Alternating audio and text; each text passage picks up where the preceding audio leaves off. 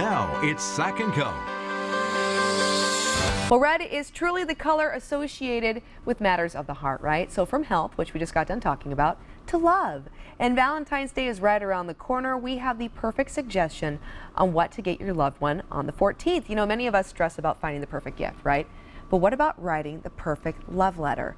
When something comes from the heart, that's when it really means the most. So here to help us is author of Enjoy Valentine's Day Cards. His name is Jeff Peoples. Great to have you on the show, Jeff. Happy almost Valentine's Day. Thank you very much, my friend. So you and I were chatting very passionately just about why it's so darn important to really focus on writing somebody. I know we all think so much about gifts, but why is it so important that we focus on the cards or the letters, the messages that we send? About 2/3 of women polled said their most cherished gift that they could receive on Valentine's Day is a handwritten letter from their beloved, sealed in an envelope and mailed or hand delivered. Yeah, well, we all know the Shakespeare, poem, let me compare these to a summer's day, right? Yeah, I mean, it's just so romantic.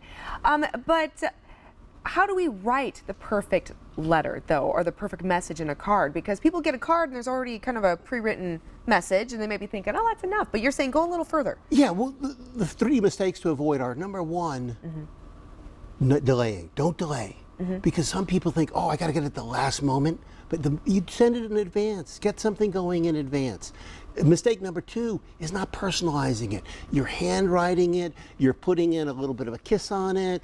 Anything that you can do, cut out a picture. Make it so that it's a one-to-one original communication, no matter what.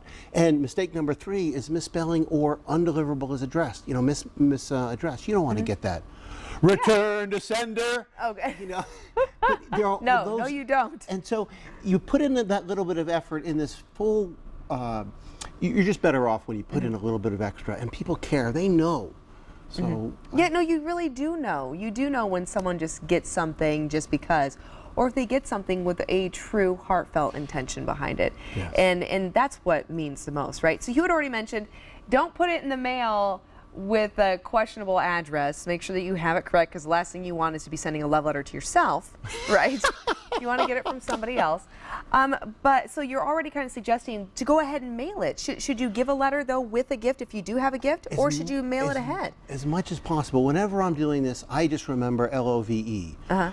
Fill your heart with love. That's the first thing when you're buying the gift or when you're writing that letter. Fill your heart with love.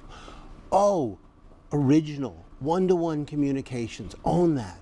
Visualize the person and really know what you want to feel when they open the card. And enhance it. So no matter what you do, the love letter is the most important part, but enhance everything, whether it's chocolates or flowers or anything, with some kind of a note, because that makes it much more personal. Yeah, I agree.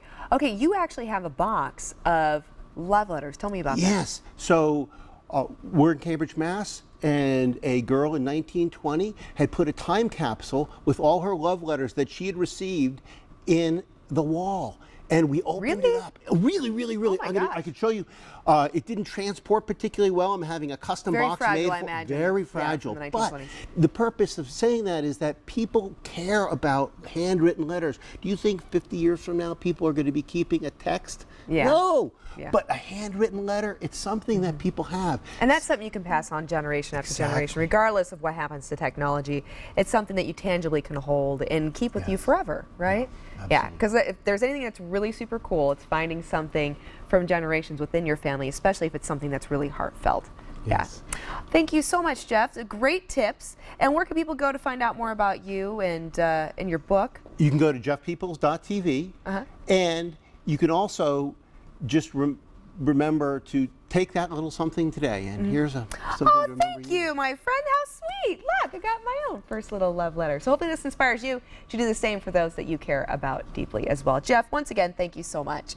And everyone, make sure you stick around. We've got a lot more to come right here on Sac & Co after the break. Oh, cute. I'm going to open it.